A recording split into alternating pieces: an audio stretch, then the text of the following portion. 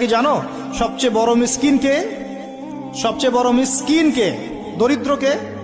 সাহাবীরা বলছেন আমরা তো মনে করি যার কাছে অর্থ সম্পদ কম সেই বড় মিসকিন। আল্লাহ রাসূল বলছেন ভুল। শোনো, সবচেয়ে বড় মিসকিন সেই ব্যক্তি যে ব্যক্তি পরকালে অনেক নেকি নিয়ে উঠবে, নামাজ, রোজা, হজ, যাকাত, ওমরা, হজের নেকি, বিশাল বিশাল নেকি। এরপরে সে দেখবে সামনে মানুষ দাঁড়িয়ে আছে, কারো গীবত করেছে, কাউকে তহমত দিয়েছে, কাউকে অপবাদ দিয়েছে, কারো টাকা চুরি করেছে, কাউকে অন্যায়ভাবে জুলুম করেছে, কাউকে পিটিয়েছে, কারো সম্পদ লুট করেছে ইত্যাদি। তখন আল্লাহ পাক বলবেন শোধ করে দাও।